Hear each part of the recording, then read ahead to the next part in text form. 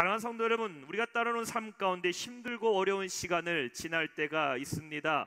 오늘날과 같이 요즘 시대와 같이 힘든 시대에 우리가 살아가고 있지만 하나님의 주시는 모든 역경은 반드시 다 이유가 있는 것이고, 이 역경의 시간이 끝나면 반드시 우리에게도 기쁨의 날이 찾아오게 됨을 여러분은 믿으시기 바랍니다.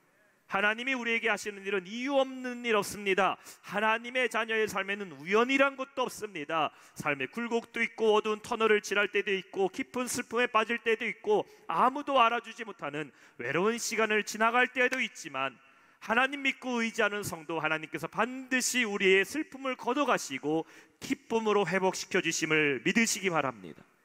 그 고린도전서 10장 13절에 말씀하고 있죠. 사람이 감당할 시험 밖에는 너희가 당한 것이 없나니 오직 하나님은 미쁘사 너희가 감당하지 못할 시험 당함을 허락지 아니하시고 시험 당할 즈음에 또한 피할 길을 내사 너희로 능히 감당하게 하시느니라. 하나님은 우리가 감당할 만한 시험만을 감당케 하신다라는 겁니다. 물론 시험이 쉬운 게 어디 있고 어려운 게 어디 있습니까? 모든 시험은 당하는 자에게 고통이고 어려운 것이지요. 그러나 성경은 말씀하고 있어요. 우리가 이 시험을 능히 감당할 수 있다라는 것입니다. 감당할 만한 시험을 우리에게 주셨다라는 것은 하나님이 이 시험 반드시 이기게 하신다라는 것입니다.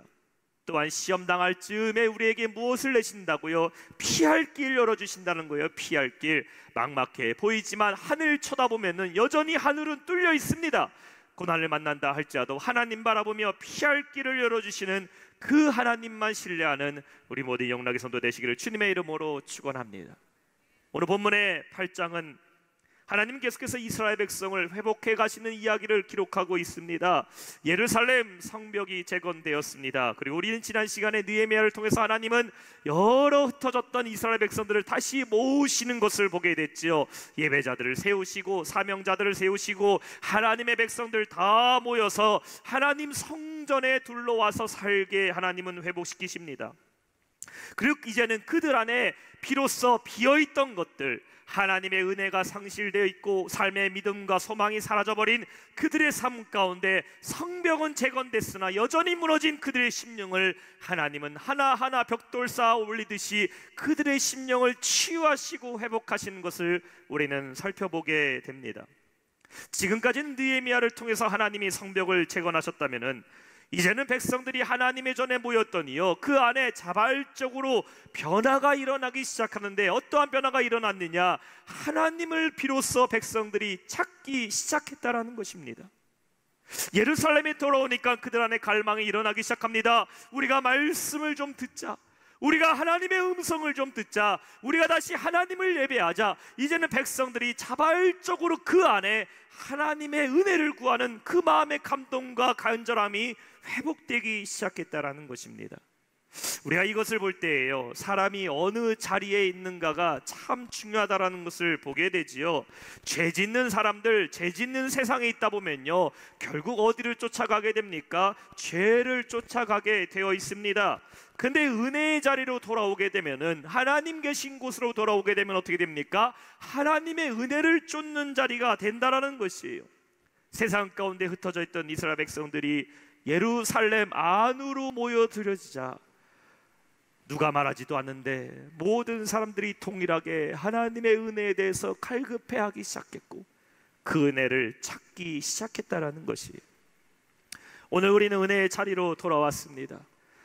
비록 우리가 예배의 자리로 있지는 못하지만, 교회에서 예배하고 있지는 않지만, 여러분 지금 예배드리는 그곳이 바로 은혜의 자리인 줄 믿으시기 바랍니다. 제가 지난주에 우리 교회 우리 이제 갓 태어나서 이제 2달 정도 된 소빈이가 예배드리는 영상을 우리 정지윤 건찰, 임혜진 건찰님 가정에서 카톡으로 보내줬어요. 주일날 예배드리는데 소빈이가요, 뭐 말도 잘 못하는데 찬양하니까 손 들고 막 이렇게 춤추면서 찬양하는 영상 제가요 카톡으로 바꿔서 얼마나 참 감사한지 모릅니다. 금방 컸더라고요. 애기들이 얼마나 잘 크는지. 근데 소빈이가요, 그 꼬맹이가 손을 들고서 하나님께 찬양하고 그냥 흥얼흥얼 무슨 노래 부르지는 줄 모르지만 그냥 따라서 손 들고 찬양하는 모습 보면서 하나님이 정말 우리 소빈이의 예배를 받으시는구나.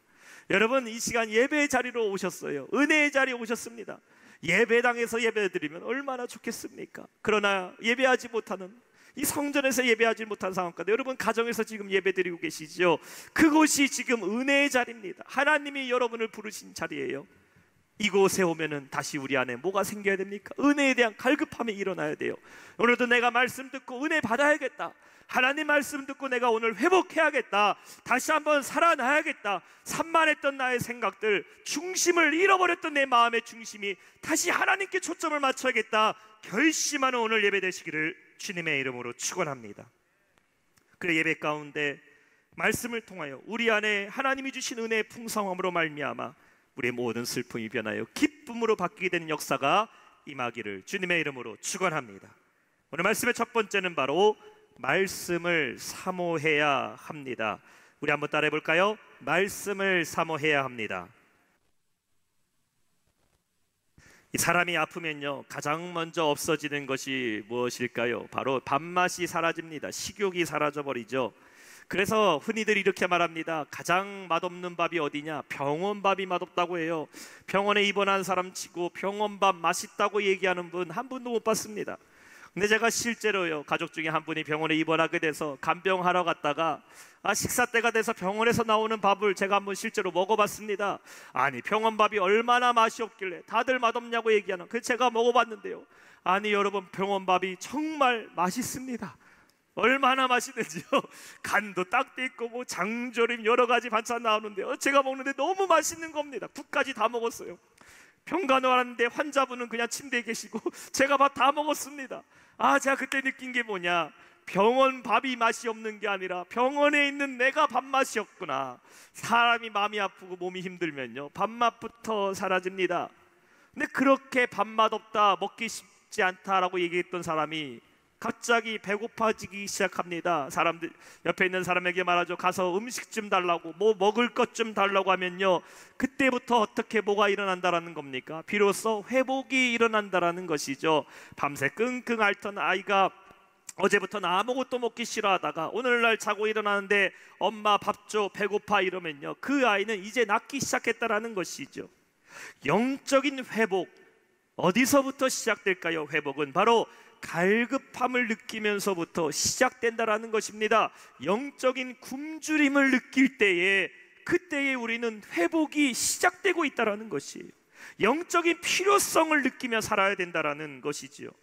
예루살렘에 돌아왔던 이스라엘 백성들이 가장 원했던 것이 무엇일까요? 우리가 튼튼한 성벽으로 지어진 성전에 돌아왔으니까 멋있는 집 한번 지어서 튼튼하게 한번 우리 안정적으로 살아보는 것이었습니까?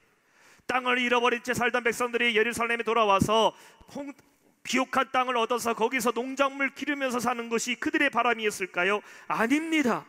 오늘 말씀에 보면 돌아온 이스라엘 백성들 안에 갈망이 일어나기 시작하는데, 그 갈망은 무엇이었을까요? 바로 하나님의 말씀에 대한 갈망이 일어났다라는 것이에요.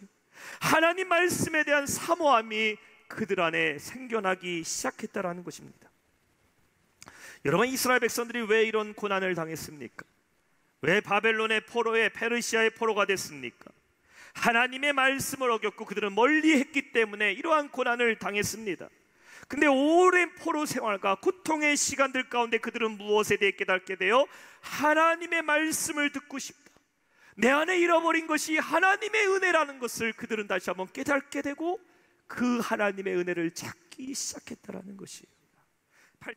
이스라엘 백성들이 하나님 말씀을 얼마나 사모했는지 에스라가 말씀을 전할 때 3절을 한번 보세요. 수문학 광장에서 새벽부터 정오까지 남자나 여자나 알아들을 만한 모든 사람 앞에서 읽음에 뭇 백성이 그 율법책에 귀를 기울였는데, 새벽부터 정오까지 하나님의 말씀을 선포하기 시작합니다.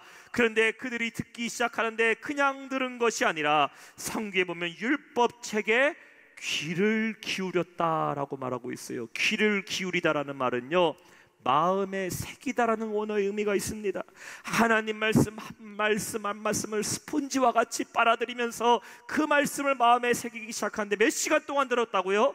6시간 동안 들었어요. 6시간.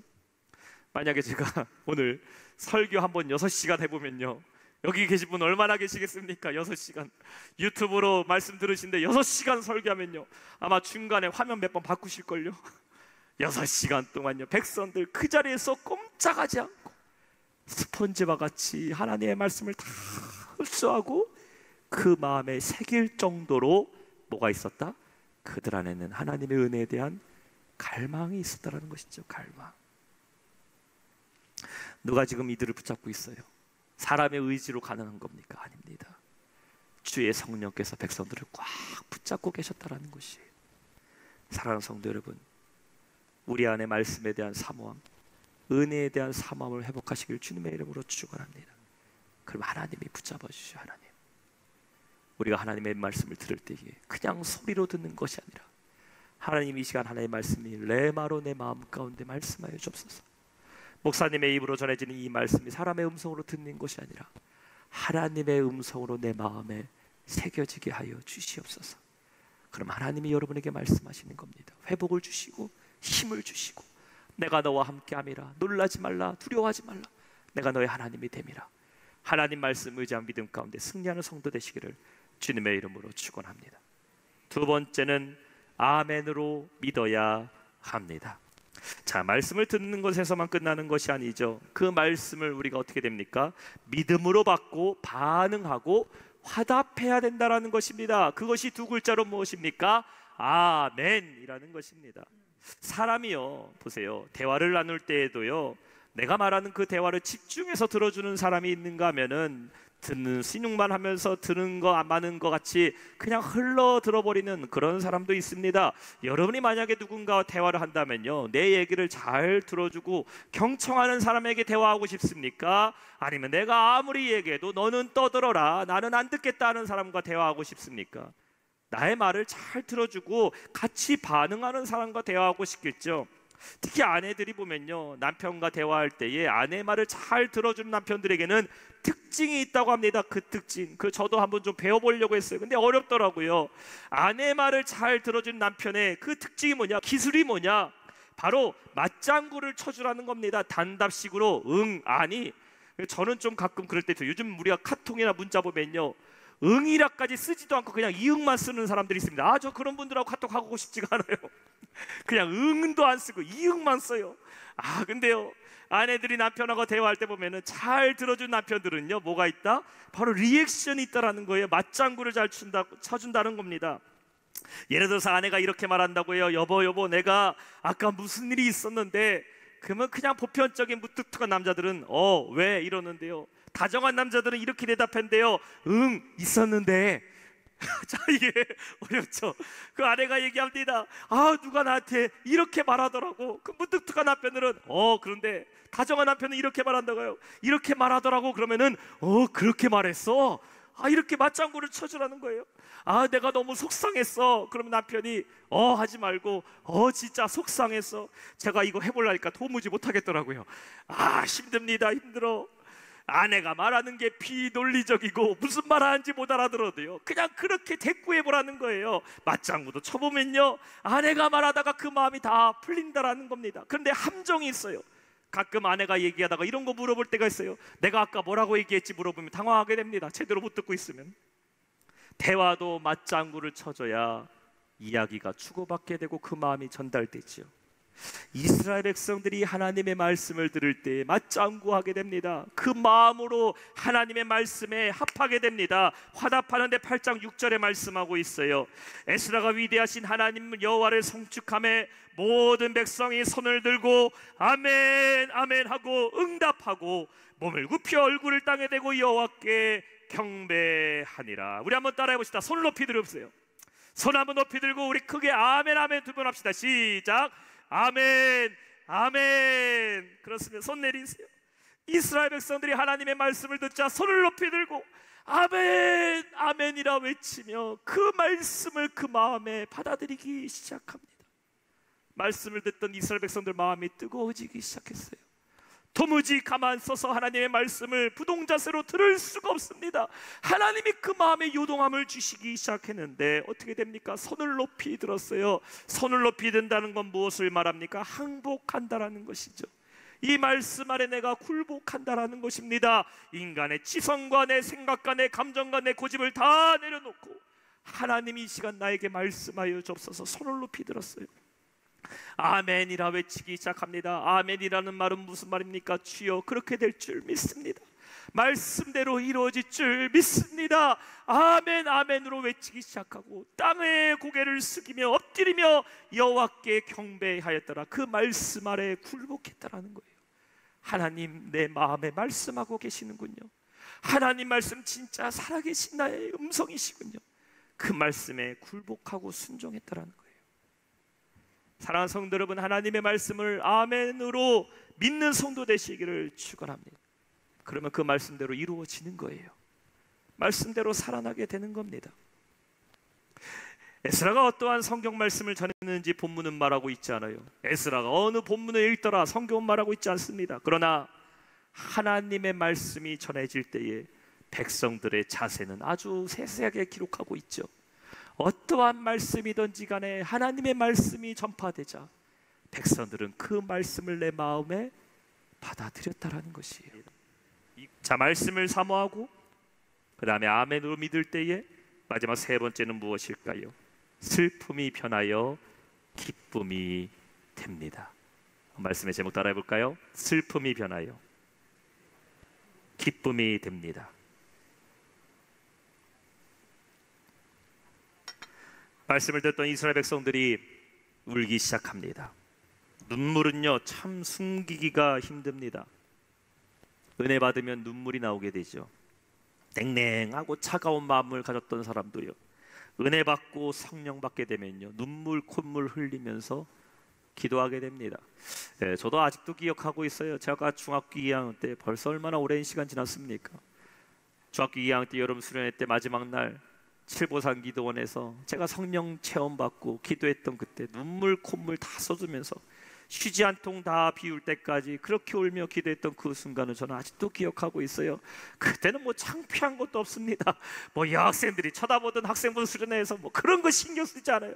하나님이 제 마음을 터치하시고 내 안에 임하셨을 때 온갖 회개와 기도와 감사의 눈물을 하염없이 흘리면서 마치 누가 수도꼭지 튼 거 아닌가 하는 그런 눈에서 눈물이 그렇게 나오면서 기도했던 그 시절을 제가 기억하고 은혜를 잊을 수가 없습니다.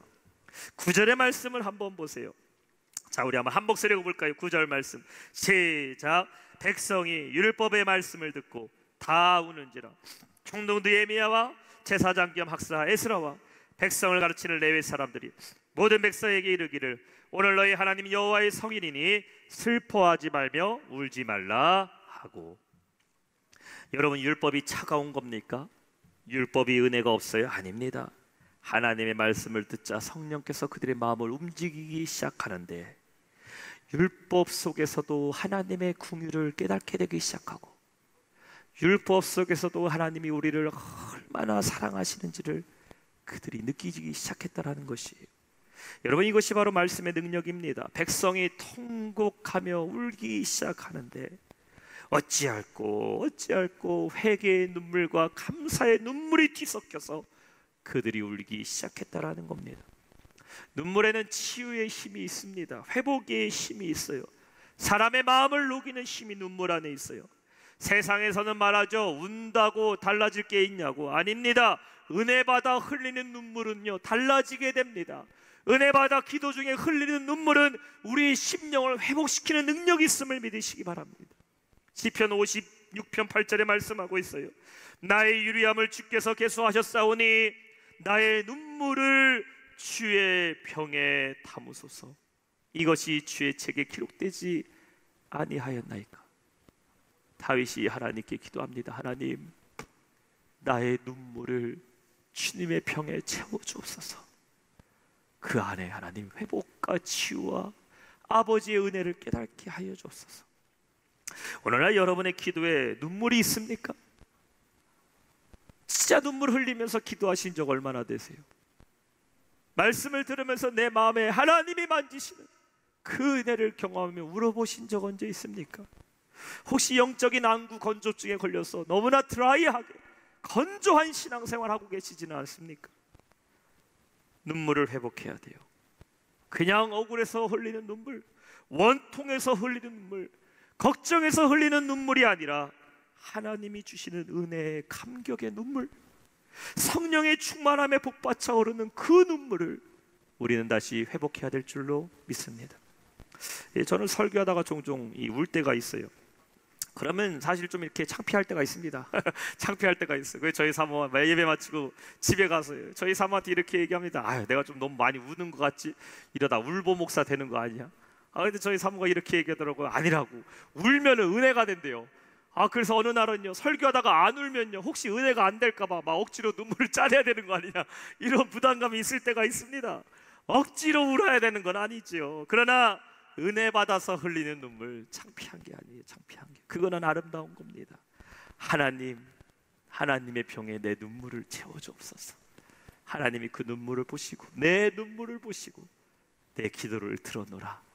눈물의 기도에 하나님 응답하심을 믿으시기 바랍니다. 자, 그런데 여러분, 울고만 있으면 안 돼요. 울고만 있으면 안 됩니다. 그러면 진짜 울보되는 겁니다. 그 다음 단계로 넘어가야 되는데, 그것이 무엇일까요? 오늘 본문에는 3번이나 울고 있는 백성들에게 에스라와 느헤미야가 이렇게 말합니다. 9절 후반절에 슬퍼하지 말며 울지 말라, 10절에 근심하지 말라, 여호와로 인하여 기뻐하라, 11절에도 근심하지 말자라고 말합니다. Don't be sorrow, for the rejoice of the Lord is your strength. 너희의 힘이신 하나님을 의지하며 울지 말고 기뻐하라 라고 말하고 있어요. 날마다 교회 나와서 엎드리기만 하면은 그냥 울기만 하고 있으면 안 됩니다. 그냥 날마다 하나님께 나와서 낙심하면서요, 울면서 하나님 어떻게 해야 돼요? 어떻게 해야 돼요? 근심의 눈물만 흘리고 있으면 안 됩니다. 기도하고 눈물 흘리며 기도했다면요, 여러분, 근심 내려놓고 기쁨으로 돌아가시기를 주님의 이름으로 축원합니다. 근심이 변하여 기쁨이 돼야 돼요. 어떻게 해야 우리가 기뻐할 수 있어요? 한 가지죠. 하나님은 나의 힘이시기 때문입니다. 오늘 따라합시다. 하나님이 우리의 힘이십니다. 아니, 이렇게 얘기해 볼까요? 하나님이 나의 힘이십니다. 시작. 하나님이 나의 힘이십니다. 10절에 근심하지 말라, 여호와로 인하여 기뻐하라, 하나님이 너희의 힘이시니라. 할렐루야. 하나님이 나와 함께 계시기 때문에 울지 마세요. 너무 걱정하지 마세요. 하나님 반드시 이렇게 세워주실 줄 믿습니다. 누가복음 7장의 나인성의 과부, 하나밖에 없는 아들이 죽었어요. 그 아들의 장례식 앞에서 울고 있는 이 과부에게 누가 찾아가십니까? 예수님이 찾아가십니다.